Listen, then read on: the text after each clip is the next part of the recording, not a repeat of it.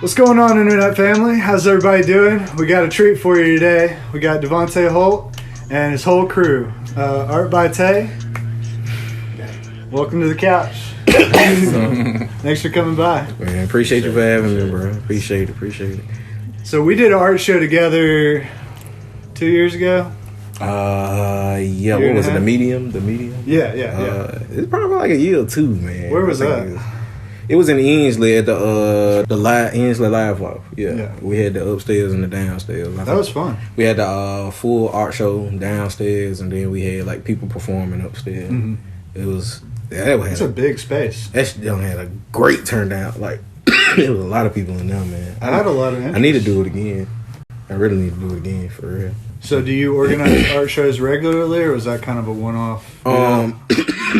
At that time, I probably did about 5, maybe 6 art shows like back to back that year, and then there was a time period where I had stopped because we was getting ready to open up our tattoo shop, and I wanted to like spend all my time focusing on like grinding everything out and making that happen, so we can make sure we open up the shop the way that we needed to. Yeah, if you're gonna make your dream come true, you gotta work at it nonstop. Yeah, like my full focus was on just that and that alone. So. I had just stopped doing art shows and stuff for a minute. But you didn't stop making art, that's for damn sure. Nah, I couldn't. You're one of the most prolific guys I know. Yeah, I stopped putting on art shows myself. Like I went to people art shows and stuff like that, but I just ain't put on any. Just because I know it take a lot for that. You know what I'm saying? It's a lot of planning and a lot of coordination. Yeah, it's a lot to go into it. Oh, I'm sorry, I'm super rude. Will you all introduce yourselves, please? I'm Josh. Instagram, Lil Top Rhyming, Lil Top Dot Rhyming. I do little rapping, something like that. Okay. I'm CJ, aka Cody Banks. IG call me Banks. I'm an artist, all around artist. No specifications on artist, just all around. You do tattoos as well? Tattoos, music. Pain. Cool. Whatever. He just doing it. If y'all don't know me, I'm Daniel Weingarten. I do a little bit of art too. I play music very poorly. But, how about you? What you got? I'm the KID, the DID, you dig, man? Is that Mexico, also known as Tommy Pickles, AFO Mexico. However, if you want to find me, you can find me on YouTube at DAP. DAPM3XIKO. I just like to pop my shit. Get a little money. Let's get it. What's your YouTube channel? What are you doing? I don't have a specific YouTube channel yet, but my videos, as far as my music videos, are under Ken XL and Niles Bryant. Shout out to them, my cameraman. Cool. So, you can find me on Instagram at TOMMY_PICKL3Z. Cool.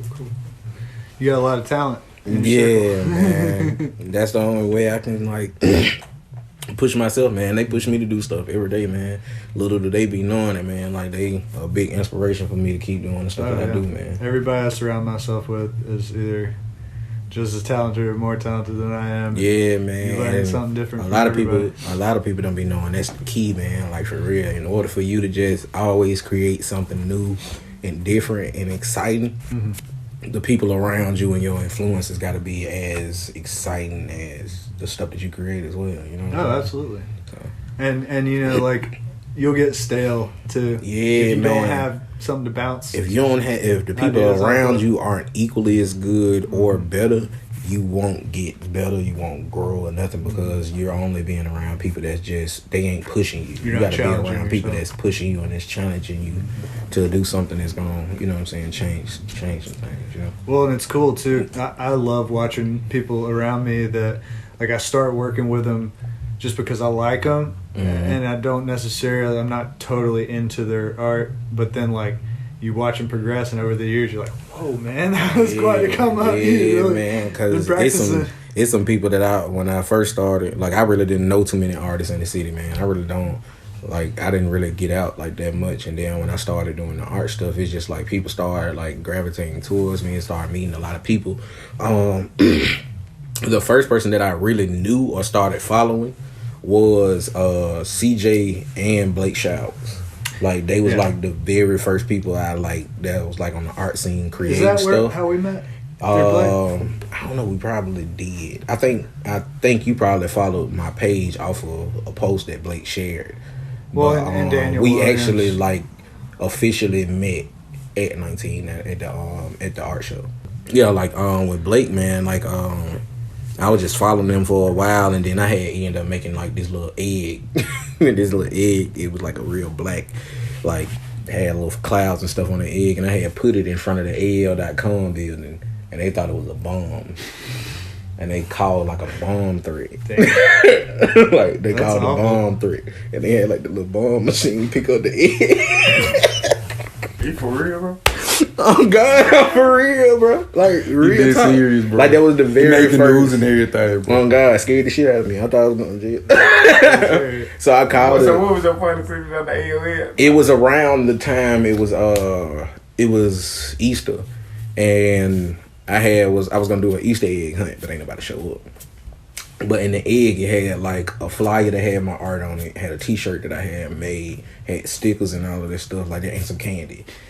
So it was literally an Easter egg, you know what I'm saying? So I was like putting eggs in different places in the city because I was like, ain't nobody show up to the Easter egg hunt. I'm gonna just hide these things over the city. So even if a random person pick it up, somebody got it. You know what I mean? Yeah, that was great marketing. So then, Good marketing. so then, I had put one at the AL.com building because I got out my car and it was a dude sitting there and he was like, I was like, come open the door. He was looking at me like, I ain't no motherfucking door.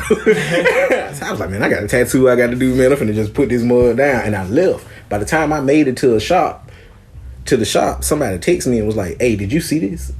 I was like, did I see what the fuck? I was like, what the hell my egg doing? I was like, oh shit, oh shit, I'm gonna go to jail.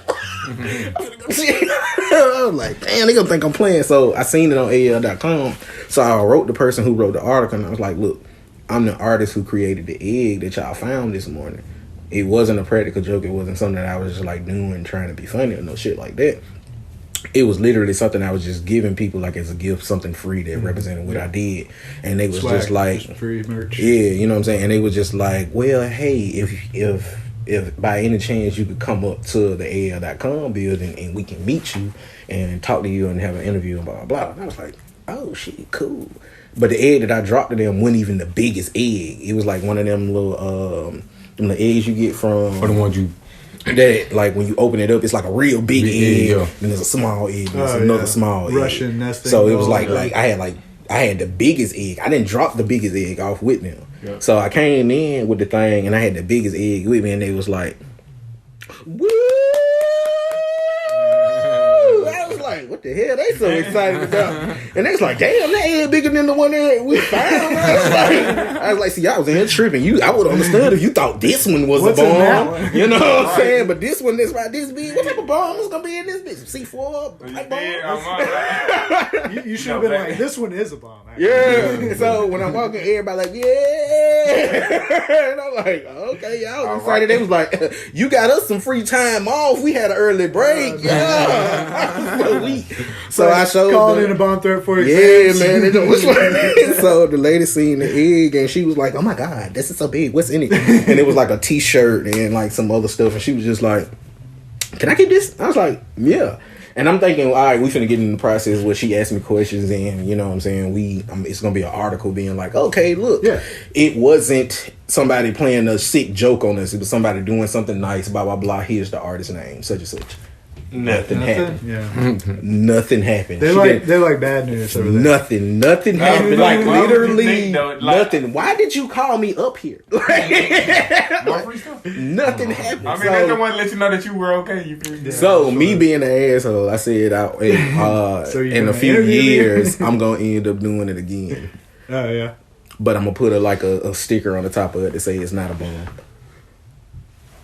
It's not a bomb. Well, you know, that's funny because And be like, happy anniversary. you know, a similar thing happened in Atlanta with the Cartoon Network. No. You know, they had those like the little Galaga or Galaxia ships, those Space Invaders. Yeah. And they were painting those everywhere, and they thought it was some sort of terrorist thing, but it's really just a viral marketing campaign. That's crazy. Made it on the news. I remember that. I was laughing at them. I know it was a tip. I'm like, you Dickhead. Man. So after that, I just started just painting little paintings. Hey, you're good at that, man. Every time I go to the Chevron, I don't know. The sticker. Giant sticker. I don't know how you made that thing. But Yeah, we just got them made. You can see it from a mile away. But them motherfuckers came in handy. That was a great marketing tool, bro. Yeah, man. I'm big on trying to figure out ways of marketing stuff. Gotta just be trying to figure out a creative way to do it, because it feel like everybody has done just about everything under the sun. Well, we need to.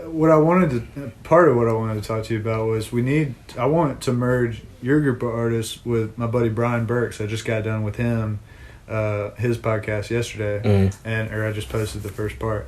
But he does Brennan's, and we did Red Hills Brewery shows, Black Market shows all around here, and I'd love to work with you again. I think we could, especially like a big group of people, if you want to fill spots quickly and efficiently and get a bunch of great artists together, you don't have to worry about, oh, well, I had 10 spots and 3 people canceled on me. You can just have a list of people that are ready at a moment's notice to... It's like the show that you was a part of, the Medium. I was thinking about doing another version of it.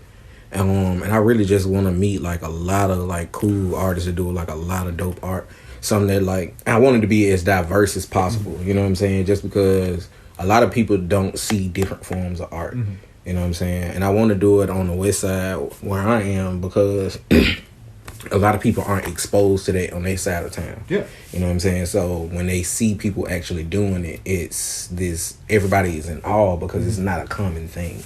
So if we were to start to bring more art and more art shows to that side of town, they become more common, and there's more opportunity for people to have mural jobs, more opportunity for people to inspire other people to do more art and create more we can shit. keep it fresh too, because like I remember a lot of the art shows we did, it's not that it got stale, but the same people were coming to each show. It's always literally the same people, the same crowd, the same artists. It'd be a different person putting on the art show, but it's always the same few artists, the same people that came to the last show coming to this show. Maybe some people, you want to keep it to the point where have it so exciting to the point that the people that showed up to the last show be like, look, the last time I went to this show, it was good. I need all of y'all that I know to be coming to this, man. I need somebody to come with me. Absolutely. I got a 4-person car. I need 3 more people to get in my car. Sure. Right? So when we go to this show, so we can have a good time. Absolutely. So the problem with a lot of stuff, man, is too many people who try to put on these shows, man, and they just really just be thinking about, I need the show to just be about me. Nah. The more people that's involved with it, the better it grows. It really doesn't matter who's quote unquote the face of it. It just matter that, look, it's growing. We're seeing progress. It's more and more opportunities for us that's being presented to us as artists. You know what I'm saying? Even when it comes to music or it comes to just visual art or whatever. You know what I'm saying? It need to be more people talking about it, so there's more opportunities that's being created. Absolutely. Because if no one is talking about it, nothing is going to happen. People are just gonna be like, well, they just paint. The first art show I did in college, I mean, we had like all these UAB students. Matthews Bar and Grill. The upstairs is like 2 like really long, really tall ceiling corridors, and we covered every square foot, and we had a stage in one room. It was crazy. I booked like a hippie band and then like a rock band and belly dancers and break dancers and a DJ, and we did this like mini music festival. And because there were so many people involved, we did like $5,000 at the bar. 1,500 people in one night. And that's just because of the diversity of it. If it's just one type of person, like if you was to do a show and all you have are backpack rappers in the show, the only people who are going to show up to that show are the people who like the backpack rappers. Sure. Locally, most of the backpack rappers have literally the same following. You know what I'm saying? Right. So if you was to do a show with a backpack like rapper, electronic music, or you know what I'm saying? You had a backpack rapper, a trap rapper, a conscious rapper, and a person that sings. Sure. Yeah, absolutely. Completely different crowd. Not only that, you are also hipping other people to different music.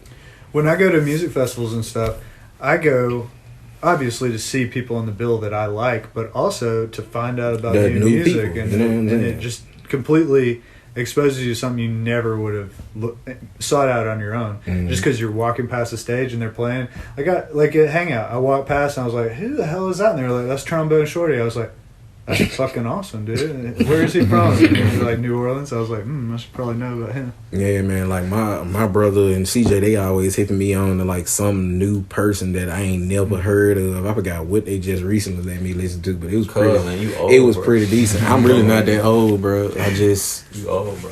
don't be. I'm 30, man. See, I'm 32, so I'm Yeah, really old. bro. I ain't that old, bro. Super old. Don't do me like that. Don't do me like that. Daddy old.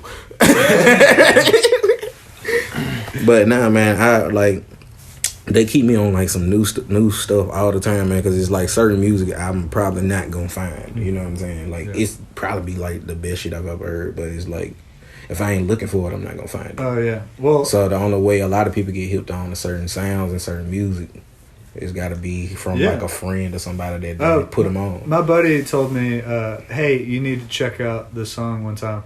And it was Frank Zappa, and I was like, I have no idea who the hell Frank Zappa is. I have no and idea. I started. He was like, he's dead, but like through the late 50s through the 2000s, he's a composer. He's real avant-garde, real weird. Combines a lot of different time signatures and styles. He can play anything, but he's just really eclectic. Got a weird taste. But anyways, I listened to him for the first time. And now I own 15 of his original vinyls from like the 70s. That was up, man. That was up. Because you never know, man. Like some shit that you might not even be like paying attention to that you might end up liking. You know what I'm saying? It probably be people who out here just listen to trap music all day and then mess around and hear some, you know what I'm saying, some Lenny Kravitz or something like that, and then be like, good old R&B "Hey, bro, that's kind of fine." I might start playing this, and then or you hear a rapper sample fucking, yeah, you know what I'm Marvin saying, Gaye, and then you're, some of these young kids they don't know. You know who Marvin Gaye is? Like Post Malone. You know when Post Malone did that track with Ozzy Osbourne, all those 16-year-old kids were like, "Who's Ozzy Osbourne?" He's like 90 years old. He started metal back in like 1970s. Biting bat heads off and stuff. Catching random bets. But he basically transitioned blues into metal, and then the metal just split off into 1,000 different genres, and that's something you can really get lost in is metal music, or punk or hardcore or anything like that. I've got a weird taste in music. What do you listen to? I listen to just about everything except for country, but then it's some country songs that's fire, man. Like what is his name? Johnny Cash. Hard. Well, old school country used to be cool. Yeah, man. I ain't heard nobody knew nothing. But people are all trying to. All the country stars want to leech off of hip hop success, and then they change it into this terrible amalgamation. Like in the whole new metal thing, like everybody else besides me loves Linkin Park, but like I like Linkin Park because like Public Enemy and was it Rage and Public Enemy that started the like metalcore? I think so. Like, I think so. I forget who. But I used to listen to Linkin Park, Green Day, Gorillaz. Gorillaz is still the shit though. They age well. My Chemical Romance and all that. Like it's a They're getting back together. I seen it. It's a couple of different type of music, man, that people listen to that you probably look at me and be like, nah, ain't no way you listen to that.